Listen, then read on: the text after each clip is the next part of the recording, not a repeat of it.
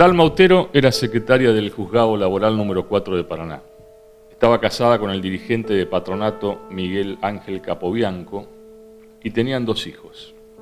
No eran pocos los que sabían de la situación de violencia que vivía la joven abogada de 38 años, puertas adentro de su casa, del calvario que padecía cada día de su vida en pareja.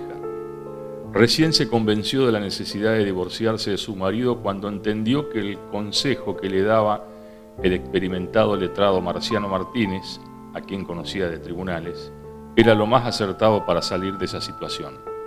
Habían sido 17 años de matrimonio y demasiada angustia. Mi hermana, una buena hermana, amiga, excelente persona, buena madre, hija, muy unida, mamá. Vivía para su trabajo, para sus hijos. Era muy responsable en su trabajo, muy comprometida. La recuerdo abocada a la crianza de sus hijos. Nos veíamos porque los nenes iban a la misma escuela que los míos, tienen más o menos edades seguiditos, así que era cotidiano, nos veíamos todos los días en la escuela, iban al mismo colegio La Salle, a la salida de la escuela, veníamos a casa, íbamos a su casa, a lo de mamá, y la recuerdo mucha vida de club con los chicos, le gustaba mucho ir al club, y los fines de semana en casa, compartiendo en familia, un asado, pero sola con sus hijos. Ella era como que feliz, tranquila, compartir en familia y compartir una comida, un día. Sí, prácticamente él iba y venía, pero en familia ella estaba más abocada al cuidado de los chicos y sola. Ese es mi recuerdo, haber compartido poco en la pareja. Igual ella era muy reservada para su relación. Entonces, el último tiempo, antes de separarse, es como que nos cuentan, o me cuenta sobre todo, muchas cosas que yo desconocía, malos momentos, todos sus años de sufrimiento.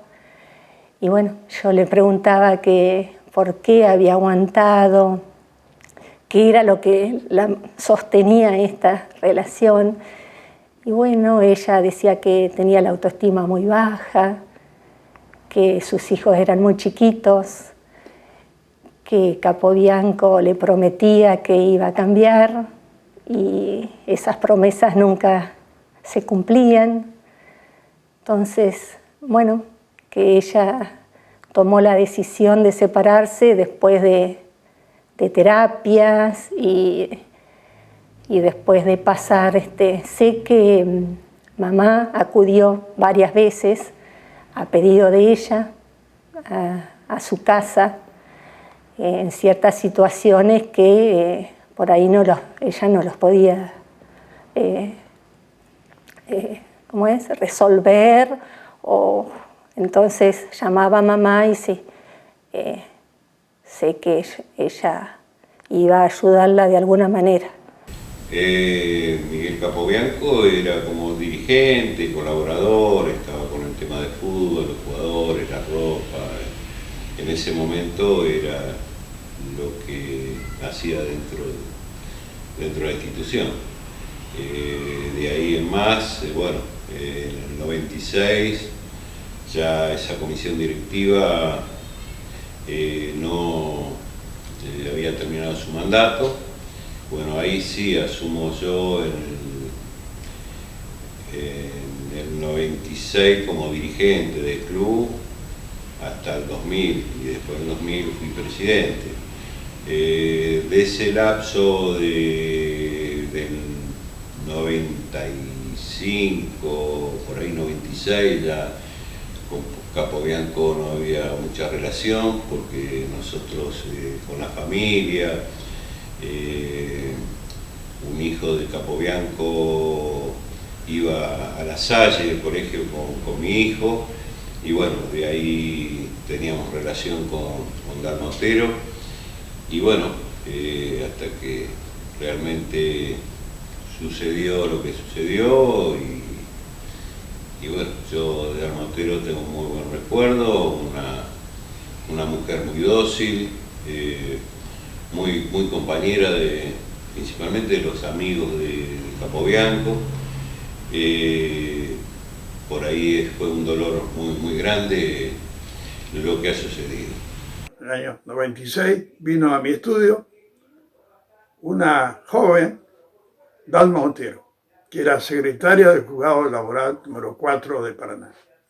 Me sorprendió porque yo la conocía, porque soy abogado, pero que yo no tenía ninguna relación directa ni personal.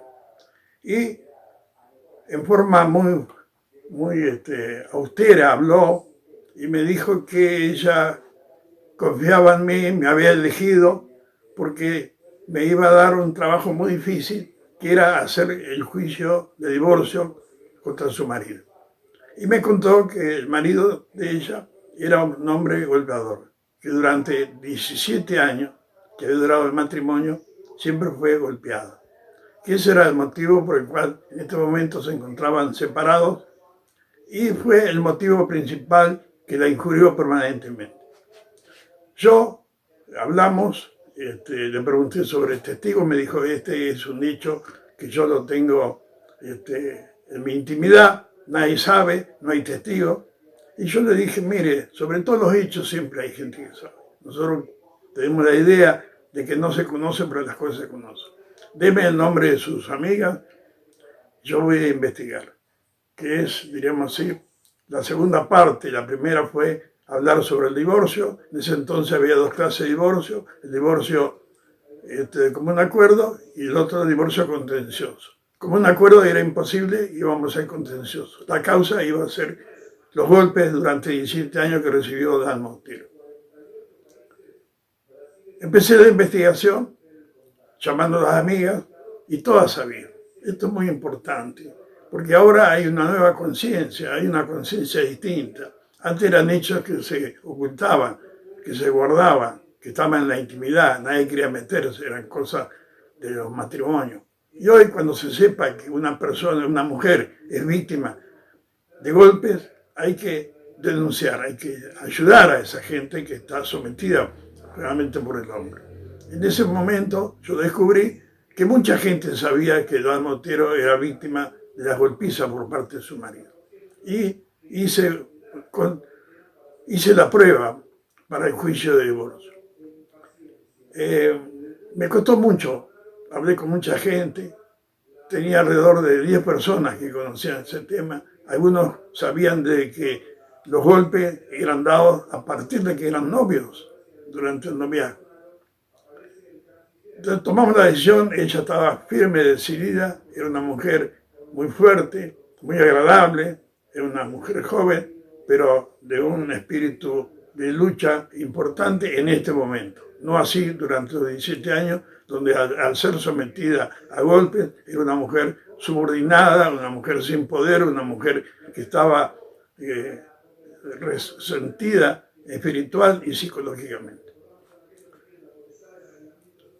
Yo le hice el juicio, escribí la demanda, ella me la aprobó, pero un día me llama y me dice, doctor, yo quiero hacerlo como un acuerdo porque mi marido me dijo que iba a firmar. Yo le dije, no va a firmar porque además su marido lo único que pretende es prorrogar este problema. Entonces, medio me dijo que ella quería hacerlo de común acuerdo. Y yo se lo hice. El escrito de común acuerdo me llevó media hora para hacerlo. Se lo mandé con mi secretaria a la mañana y a la tarde fue el día que la mata. El marido la mandó a matar.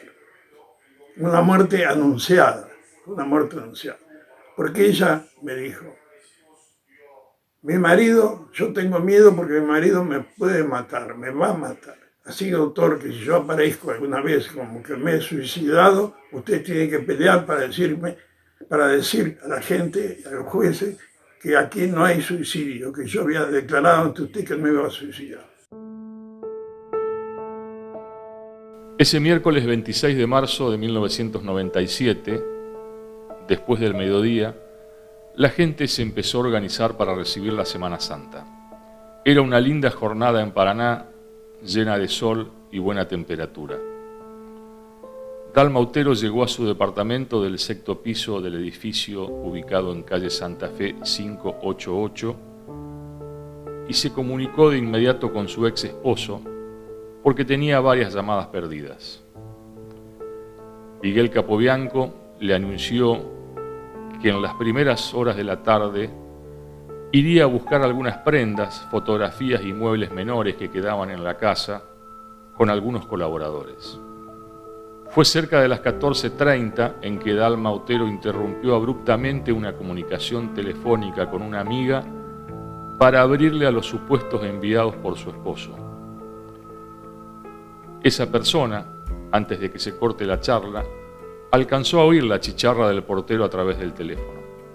La abogada abrió con total confianza la puerta de su departamento y las dos personas que ya estaban en el palier ingresaron después de saludar.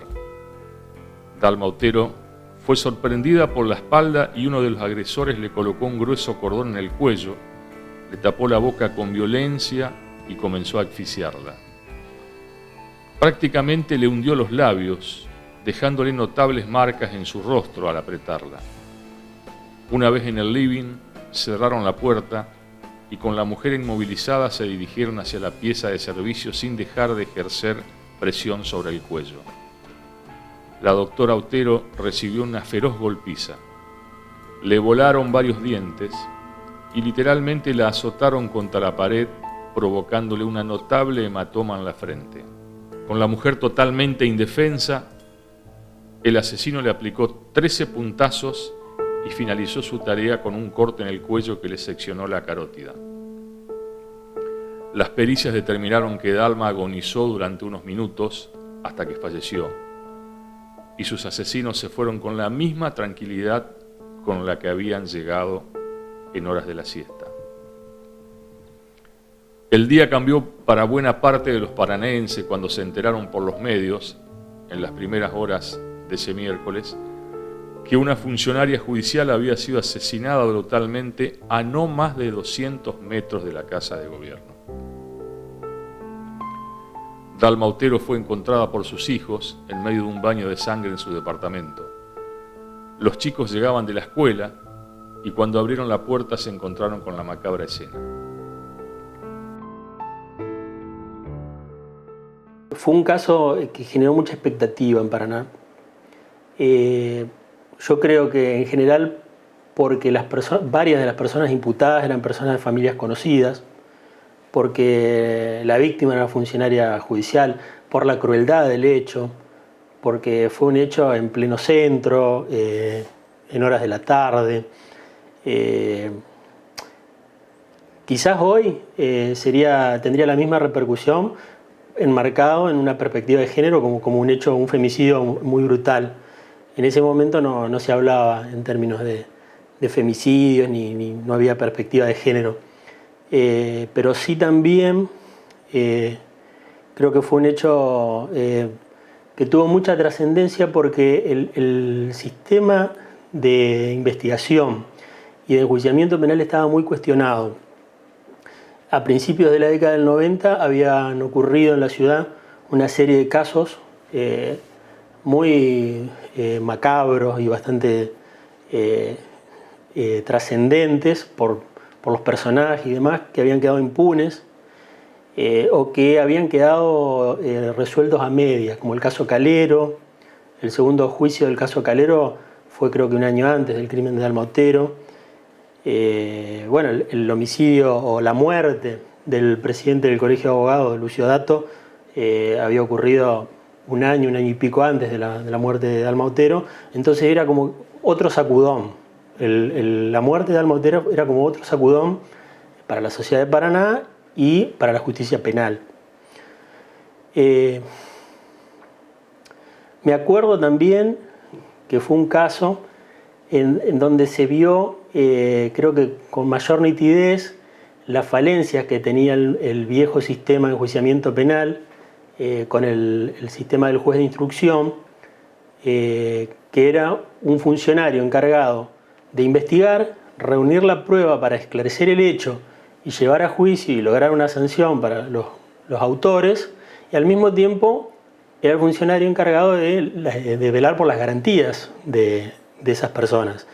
En este caso se vio claramente porque los grandes cuestionamientos que tuvo la investigación, principalmente en la persona del doctor Ersovich, a lo que apuntaba la defensa, digamos, era que estaba encaprichado con una línea de investigación y que no exploraba otras líneas de investigación. Lo que ponía en evidencia era que el mismo funcionario tenía que investigar, defender su investigación y cuestionarla, velando por los derechos y las garantías de los imputados. Me acuerdo de uno de los primeros casos que tuvo tanta repercusión que atrapó el interés de medios nacionales en ese momento, y para el tratamiento periodístico, algo que se asemejaba más a un guión cinematográfico que a una de las noticias policiales a las que estábamos acostumbrados. No era un crimen común, no era un crimen de los que estábamos acostumbrados por cuestiones vecinales, por cuestiones de violencia común. Incluso no se hablaba en esa época de femicidio, no se hablaba de violencia de género, pero cuando se empezó a hablar de que habían asesinado a una mujer que tenía un cargo alto en la justicia, se empezaron a tejer muchas conjeturas, muchas cosas que quedaron inconclusas, pienso yo, para la investigación, para lo que esperaba la sociedad de la misma justicia a la que pertenecía Dalma Ligia Otero, y un sabor amargo, creo, en los mismos funcionarios de la justicia que no pudieron llegar al final, que no pudieron cerrar esta historia y que el único broche que le pudieron colocar es condenando al ex marido de la ex secretaria del Juzgado Laboral número 4, estoy hablando de Miguel Capobianco, como autor ideológico de un crimen. O sea, era algo que no podíamos entender.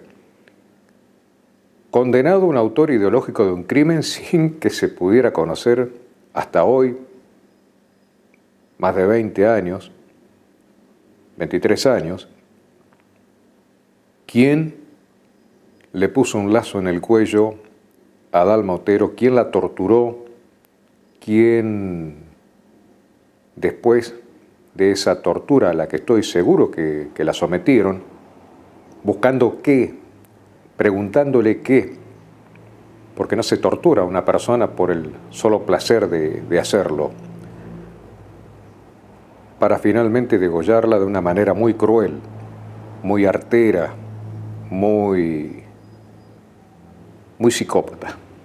Cuando supe, me enteré de la muerte, que fue más o menos a las 4 de la tarde, 5 de la tarde, yo fui de inmediato a la casa de ella, estuve con el juez y le dije, ¿cómo fue? No, me dice, es una muerte atroz, es una violencia absoluta, total, acá no hay suicidio.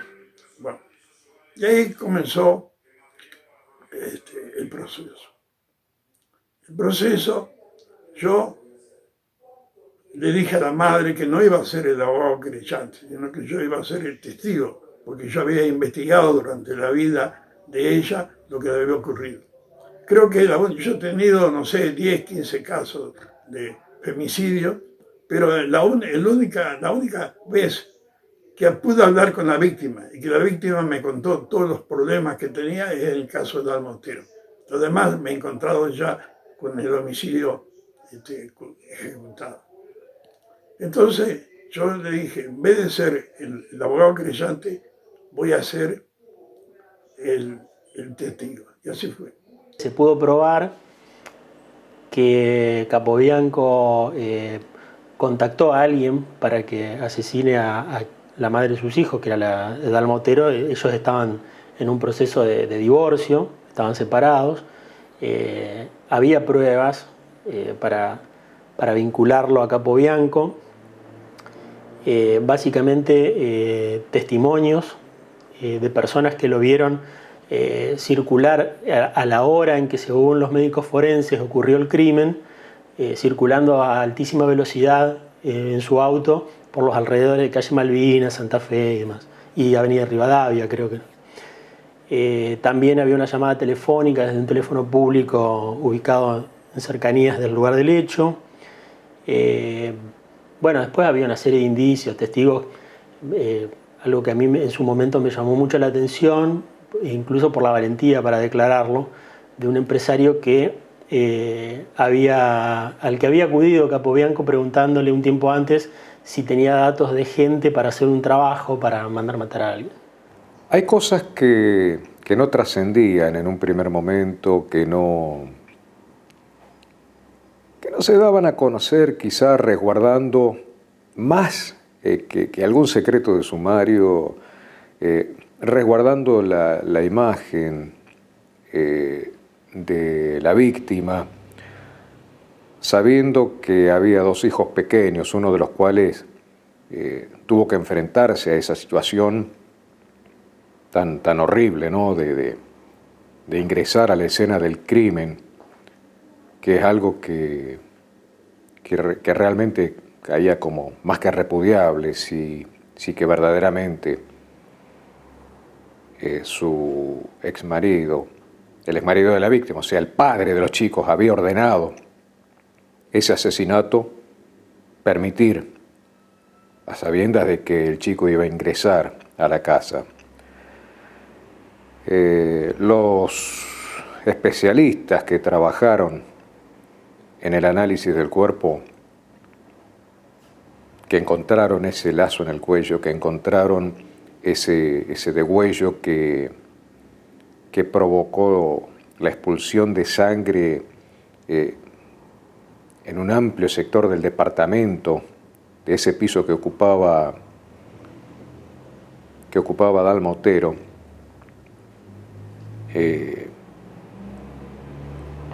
encontraron elementos que llegaron a oídos de los investigadores, pero que no se investigaron profundamente. Hay algo que a mí me llamó poderosamente la atención y que le causó asombro incluso a quienes estaban finalmente en el juicio que se realizó, a las personas que terminaron siendo absueltas por el beneficio de la duda. Por ejemplo, la existencia de una huella de zapatillas, de una huella que quedó, una impronta que quedó en el piso, alguien que pisó la sangre. Fue un crimen muy desordenado, muy falto de cuidado quien entró ahí. No creo que haya sido un profesional, alguien que haya sido pago para cometer un crimen y que haya sido un profesional en la materia, porque dejó huellas que hubieran permitido investigar más profundamente. Y esa zapatilla que quedó, la suela marcada, que se le quería adjudicar a alguno de los imputados, y que los abogados de estos imputados decían, no cabe en la mente de nadie que le quieran imputar que ingresó mi defendido, que calza 40, con una zapatilla 3 números más grande. Y hubo un profesional que se ocupó de fotografiar esa huella, de ir a algunas zapaterías. Fíjate vos, esto no lo hizo la policía, esto no lo hicieron los investigadores, esto lo hizo un médico.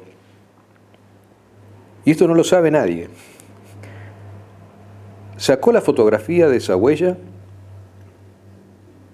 fue a hablar con un amigo que era el dueño de una importante zapatería en esa época, y le dijo que esa zapatilla correspondía a una marca importada, que no había muchas, que era muy cara, y que se podían encontrar, al menos si la compró acá en Paraná donde la había vendido.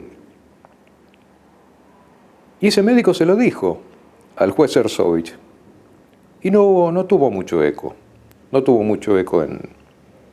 en esa proposición de investigar a fondo esa zapatilla, esa suela, esa marca, llegar a preguntar quién había comprado alguna zapatilla, relacionarlo con los sospechosos de esa época. Se siguió una línea que me hizo acordar un poco a lo que decía el doctor Alberto Talagano, tristemente célebre para muchos, ¿no? Por su afición al nazismo, pero cuando dijo, se sigue la línea de la santa palabra. Cuando se hablaba de santa palabra, yo me acordaba de testis iunis, testis nullis, que quería decir este abogado, que testigo único es testigo nulo. Se seguía la santa palabra de Ángela González. Ángela González, una testigo que apareció de repente, que apareció por obra y arte de un investigador que dijo que sondeando el submundo se había encontrado con alguien que ejercía la prostitución, que dijo que tenía conocimiento de lo que había pasado y que acercó esta testigo el nombre de esta testigo a sus superiores. Y allí nace Ángela González como la santa palabra a través de la cual se guió el juez de instrucción Raúl Ersovich para trabajar sobre este caso.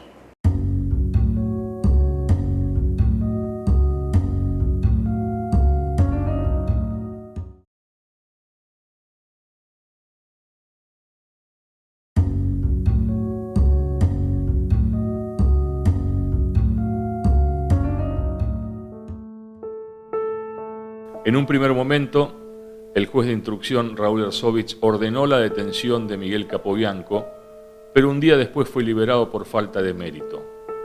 No obstante, lo volvió a detener poco después, en el marco de un total de 10 allanamientos en diferentes puntos de la ciudad, a partir del testimonio de una testigo supuestamente arrepentida, Ángela González, una mujer ligada al negocio de la prostitución en Paraná, acercada por personal de investigaciones de la policía.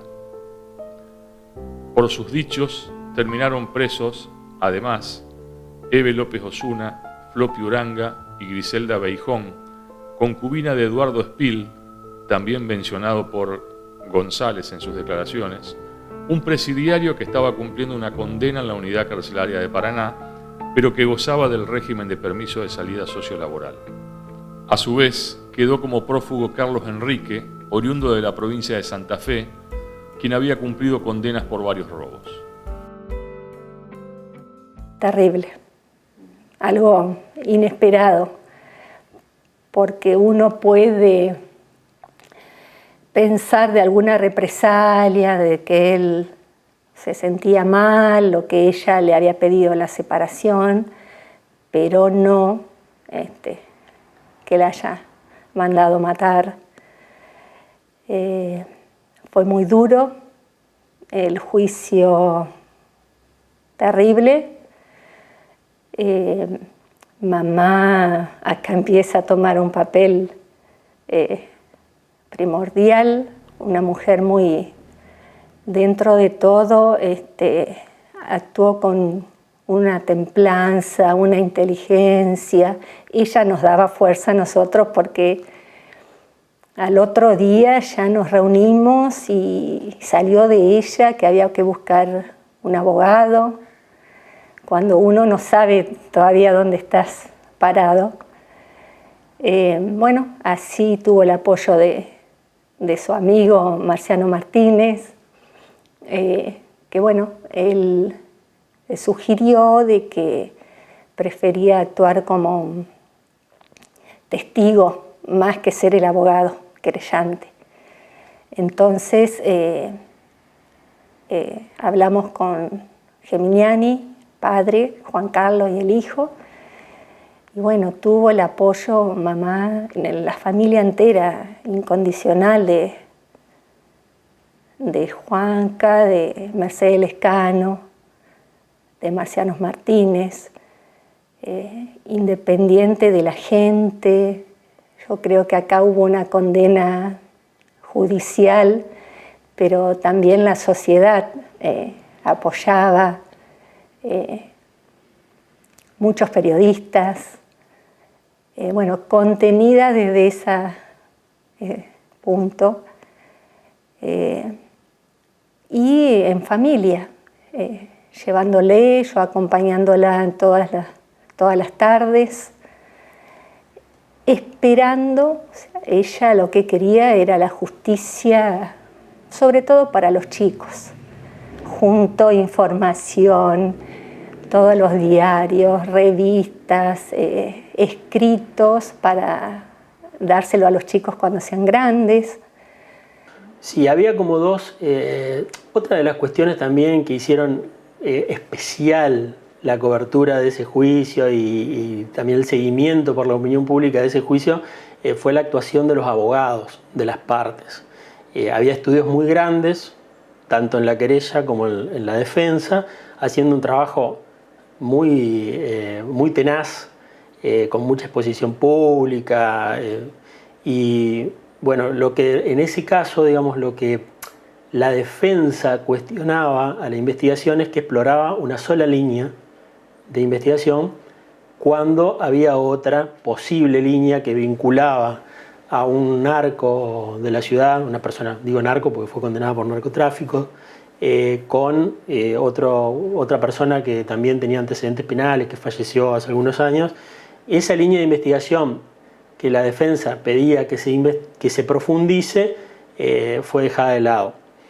Se trabajó sobre la línea de este grupo de personas supuestamente vinculados no sé, por la noche, por consumo de sustancias y demás, y en el juicio realmente no había pruebas para llegar a una certeza de condena, y en algunos casos directamente no había nada, más que la mención de una testigo que era una persona muy vulnerable, que estaba casi en situación de calle, ejercía la prostitución, y en esa vulnerabilidad la defensa siempre apuntó a que tenía un relato que vinculaba a los supuestos autores materiales armado por la policía para sostener esa línea de investigación. Cuando se hace el debate, el juicio oral y público, las falencias, las debilidades de ese relato quedaron muy en evidencia. La persona esta no podía decir casi nada, no podía hilvanar una frase, ante las preguntas no sabía cómo responder, era muy contradictoria. Y esa es otra de las cuestiones que evidenciaron las falencias del viejo sistema de enjuiciamiento penal y de investigación, porque esa persona durante muchísimos meses sostuvo una acusación, pero puertas hacia adentro del juzgado, solamente delante de los abogados de las partes. Cuando tuvo que exponerla públicamente, cuando había en un debate abierto, quedó en evidencia que era un testimonio muy endeble, incluso quizás hasta para sostener el procesamiento.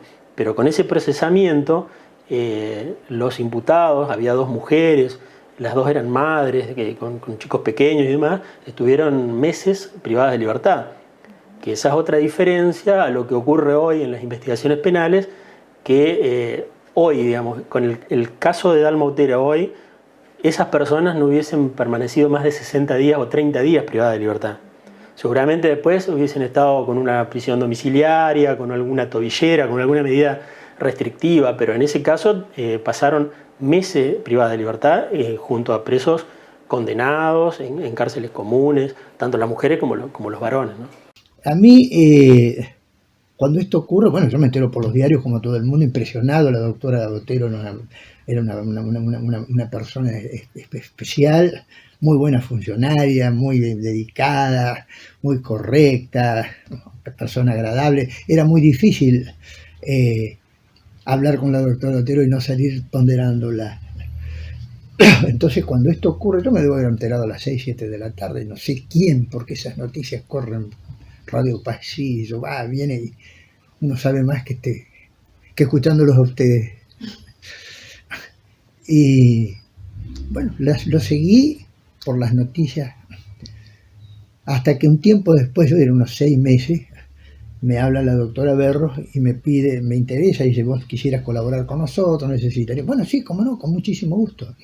Así que yo me sumo al trabajo que hizo la doctora Berros y me ocupé fundamentalmente de analizar los aspectos, digamos, la doctora Berros también, un trabajo fantástico hizo, los aspectos, digamos, dogmáticos de la situación, que era lo que las figuras atribuidas exigían que se probara, para ver si se podía considerar probado esto en el caso de la clienta nuestra.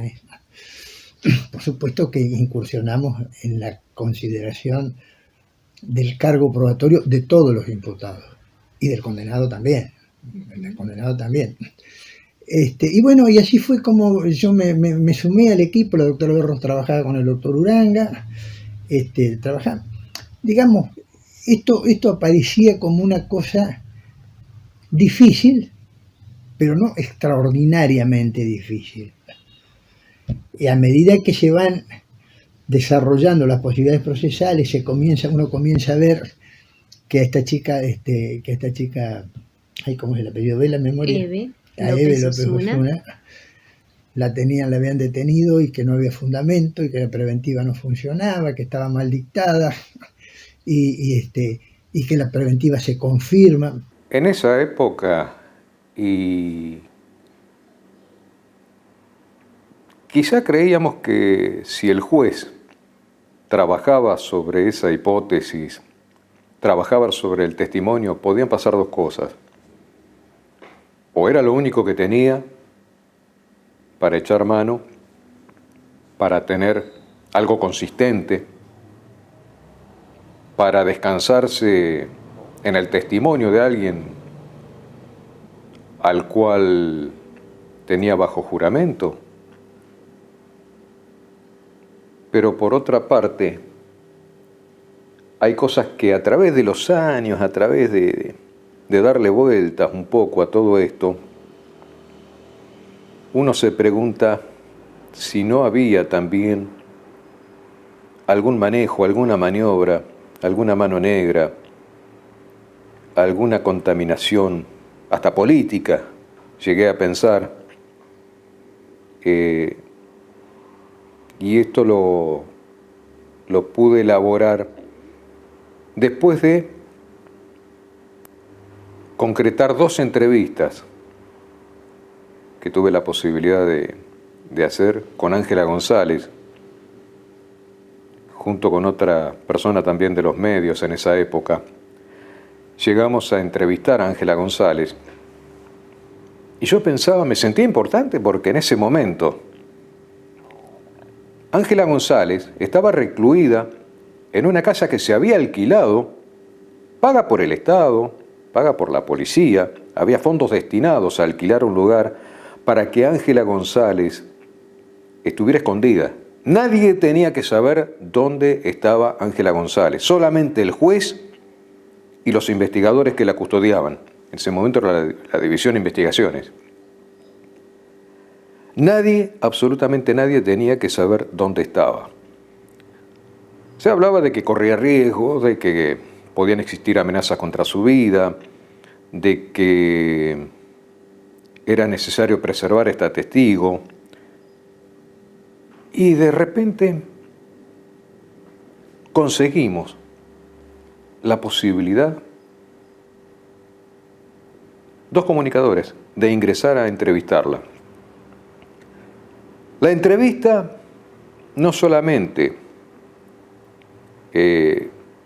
nos hacía partícipes de un libreto, de algo que nos sonaba como un libreto, pero que en ese momento no se tenía otra cosa para decir, bueno, tenemos otra opción, una segunda opción.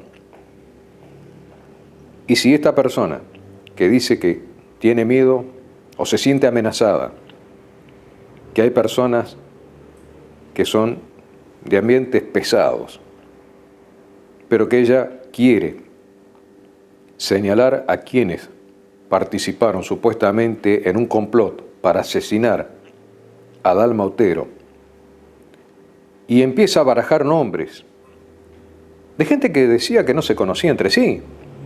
Estoy hablando de una persona que tenía antecedentes delictivos, Eduardo Espil, de Carlos Salustiano Enrique, que tenía relaciones con gente del AMPA local, pero que estaba en ese momento en la provincia de Misiones, de Claudia Binzón, de Eve Alicia López Osuna, que era una comerciante de aquí de Paraná, de Florencia Uranga, de gente que, al menos en ese momento, decían no tener una relación entre sí, pero que Ángela González las tenía unidas en un libreto y no tenía a lo mejor completos sus datos, pero sí arrimaba poco a poco, con ciertos ingredientes, los lugares donde vivían, los nombres, algunos apellidos. Y así me echó también otros nombres, como que había sido abusada por un jefe de policía que dio su nombre en ese momento. Yo creo que perjudicamos a esa persona porque se estableció después que jamás había tenido un contacto con esta persona. Mezcló a otro vecino de Paraná, con el que después se supo, creo, pudo haber tenido un problema como meretriz. Pero hacía una mezcolanza de todo. Y nosotros llegamos a preguntarnos, ¿cómo llegamos a tener esta entrevista? ¿Cómo puede ser que una persona que esté oculta por orden del juez de instrucción haya accedido a recibir a dos personas que le iban a hacer una nota con cámara, con micrófono, y se transformaba en un artista prácticamente cada vez que iba a hablar victimizándose? Y nos dimos cuenta que, al menos yo me di cuenta, que no eran beneficiados, sino que nos estaban utilizando para sustentar de alguna manera mediáticamente esta historia. Esta historia que se cayó como un castillo de naipes. Esta historia que no tuvo ningún sustento finalmente y que la justicia lo único que pudo determinar a través de los testimonios en un juicio es que había un exmarido que quería sacarse de encima a su exmujer, pero jamás se pudo llegar a quien ejerció la acción criminal de enterrar un cuchillo en el cuello, de colocarle un lazo para torturarla. Vino el proceso penal. Y yo pensé que me iban a llamar enseguida porque era un testigo fundamental. El juez sabía que yo había investigado y que tenía todo preparado para hacer el juicio de divorcio contencioso. Pero me llamó como a los 4 o 5 meses, lo que demuestra que no fue un juicio rápido.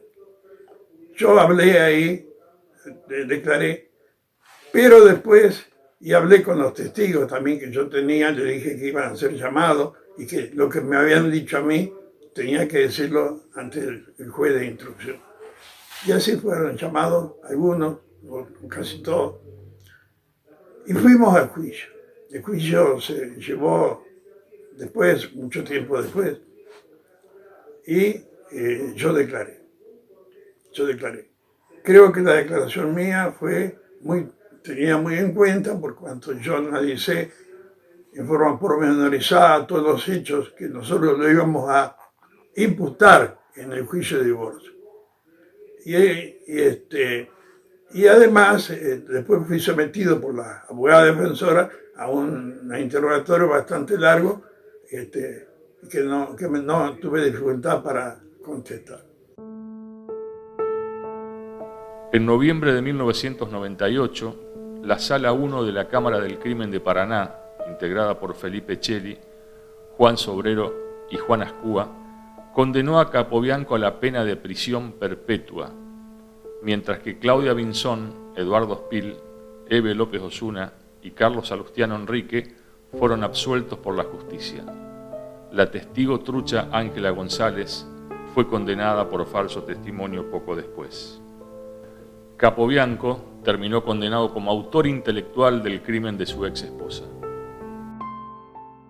Cuando Eve sale en libertad, y yo creo que había estado adentro un mes, 1 año y 8 meses, o 1 año y 9 meses, que no son solamente el año y 9 meses lo que está, son el año y 9 meses de los que la vieron y dijeron, mirá lo que hizo, se fueron, y ella quedó como culpable de un homicidio prohibitorio, quedó como culpable para toda la vida. O sea, es muy grave el daño que produce en un imputado al proceso.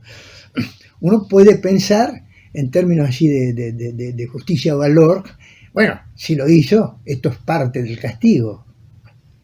Pero ¿y si no lo hizo? Porque el juicio es para ver si lo hizo. Obviamente algunas de estas herramientas críticas se fueron mejorando. Hoy es inconcebible una prisión preventiva si no hay alguna de las razones que se llaman daño jurídico, que es la posibilidad de que el imputado se vincule con cómplices, con encubridores, obstruya el funcionamiento del proceso o quiera eludir la acción de la justicia, tiene que vivir el proceso en libertad. Yo no la vi quebrarse nunca, pero la vi con lágrimas en los ojos, fue el día antes del juicio, que nosotros le llevamos un perfume francés a la prisión, a la unidad penal femenina, anticipándole su salida para que se pusiera linda el día siguiente. Al día siguiente fue por todos lados, había olor a perfume francés. Y claro, cuando ella percibe ahí que estaba el puente para salir de la situación de humillación que supone una cárcel, sobre todo femenina, se puso a llorar. Fue el único momento donde yo la vi, no flaquear, pero la vi como agobiada por el dolor. Después nos daba a mí, por lo menos a mí, me daba permanentemente lecciones de humanidad, de firmeza, con alegría, con una persona muy especial. Y probablemente eso la llevó al salir a seguir peleando, porque ella querella a estos policías y a vivir la vida con ganas. Yo cada vez que la encuentro es una mujer que tiene ganas de vivir, como que no hubiera vivido ese horror que debe ser naturalmente inolvidable, ¿no? El recuerdo que yo tengo era de una persona segura, aplomada, alegre, optimista. Yo no sé, estaba recibiendo Mire, le cuento la nota de color. El día que se lee la sentencia, bueno, nos sentamos, vamos, yo llego, una vieja costumbre mía, llego casi último, cuando ya estaban todos sentados. Y detrás mío entra alguien del público que lo mira, él estaba acá a la derecha mía, lo mira y le dice, ¿qué haces, Capito? ¿Cómo andás? Y le dice, de 1 a 10, 10 y medio. Yo digo, le estaban por dar perpetuo y las costas y que pagara los cafés incluso de ahí. Y él estaba optimista, estaba absolutamente optimista. Cosa que a mí me llamó muchísimo la atención. Es un proceso que fue muy largo, salió condenado el imputado y tiene que servir de esta memoria que estamos haciendo, tiene que servir para los problemas del femicidio. En este momento se han agrandado, se han agigantado los casos. Hay muchos casos. Y esto acá no hay ninguna razón humana para justificar que el hombre mate a la mujer por su condición de mujer. Yo creo que en esto tenemos que luchar todos y ayudar a la gente, porque la gente, las mujeres, las personas, las mujeres víctimas de golpizas y de maltrato, tienen que ser ayudadas. Y si sabemos, tenemos que hablarle para que comuniquen, para que denuncien, y si no, somos nosotros los que debemos denunciar. Sí, fue difícil, porque al no tener el actor material, era el actor intelectual, es más difícil, pero quedó plasmado en el juicio oral, con todos lo que se expuso, así que, bueno, la condena fue muy dura porque era el padre de esos chicos, quedaban solos. Y bueno, dentro de todo, nosotros, las hermanas, mi hermano, seguimos lo que mamá sugería. Ella sugirió que los chicos eran chicos, que tenían que vivir con nosotros, no con la abuela, que nosotros teníamos un matrimonio, una familia conformada, y bueno, por eso se quedaron en Paraná, viviendo en casa, mientras duró el juicio. Y después, una vez que estuvo la condena, ya se fueron a vivir a Santa Fe, a la casa de mi hermana, con mi cuñado y sus hijos. Fue muy difícil. Yo tuve amenazas, me tiraron en el garaje de casa una bomba y me quemaron mi auto.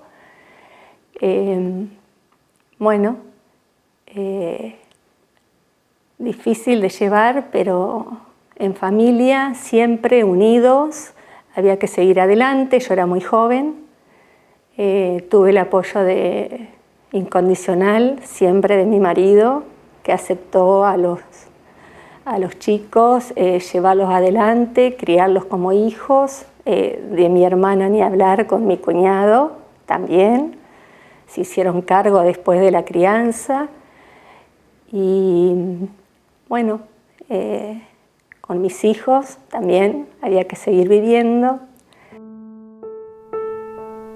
En el juicio a los policías de investigaciones por falso testimonio en el 2005, fueron condenados los comisarios de la Policía de Entre Ríos, Luis Luján Yukdar y José Crescencio Zapata, pertenecientes a la División Homicidios y a Investigaciones. Sin embargo, los autores materiales del horrendo crimen de Dalma Otero nunca fueron juzgados. Alguna vez, en 1998, el entonces imputado Enrique había revelado, por dichos del propio Capobianco en la cárcel, que los autores del crimen de Dalma Otero habían sido el ex jefe narco Julio Godoy y Gabriel Massat, condenado en diversos hechos delictivos y algunos crímenes por encargo. En la lista de ejecutados por Massat aparecían los nombres del exfutbolista Víctor Paloma Quinteros o Pedro de Martín en 2007. Más de 20 años después, la hija de Julio Godoy de alguna manera confirmó lo denunciado por Enrique. Capobianco iba a la casa de mi papá. Nosotros los viernes, cuando íbamos a comer con él, se presentó esa nueva persona, distinta a la que él se relacionaba, un hombre muy educado y demás, que que incluso decía que a mi hermana le iba a conseguir una escuela católica, mi hermana iba al Cristo. A mí me daba muy mala espina. Y mi papá un día en broma nos dijo a nuestra familia, no voy a dar nombres, que iba a cobrar mucha plata por matar a una mujer. Y el día que sucedió eso yo no me lo olvido más, porque yo estudiaba ciencias económicas, estudiaba, y ese día me empezó a latir el corazón y estaba en una clase y salí disparando. Tenía yo la llave de la casa que era de mi madre, pero vivía mi padre, porque él es obsesión que tiene por esa casa. Fue un miércoles previo a Semana Santa. Sí, me acuerdo, un 26, 26 de marzo. Lo recuerdo patente. Llegué, él no estaba, era muy raro que la hora de comer no esté, entonces tiré un colchón en el comedor y prendí la tele y me acosté a esperarlo. Lo que iba a hacer era, porque yo tenía como que algo le iba a pasar, pensando más que nada por la droga. Y cuando lo escucho llegar con, no me sale este chico que estuvo implicado, que él fue el que la asesinó, estoy segura, que era terrorífico criminal. Y cuando escuché la voz de él, no sé por qué cosa cerré los ojos como que estaba dormida, abrieron la puerta y dijo mi papá, uy, está la Laura, andá, lavate las manos, le dijo a este chico, y después que salió a lavarse las manos, anda al fondo y quema el bolso, o el maletín, perdón, el maletín. Godoy terminó su condena en la provincia de Buenos Aires por hechos del narcotráfico y el año pasado regresó a Paraná. Massad fue asesinado en abril de 2016. Una noche de principios de ese mes, en que estaba prófugo, había ido al barrio Consejo a cometer otro crimen, pero los vecinos lo vieron y advirtieron a la policía. El hecho terminó en una persecución y allí le metieron un balazo cuando intentó resistir, pistola en mano, cara a cara con dos policías. Cayó de un techo y murió antes de que llegara la ambulancia. Capobianco cumplió buena parte de su condena y hoy goza de libertad condicional. A los ejecutores del crimen nunca los investigaron. Y eso que Dalma Otero era una funcionaria judicial.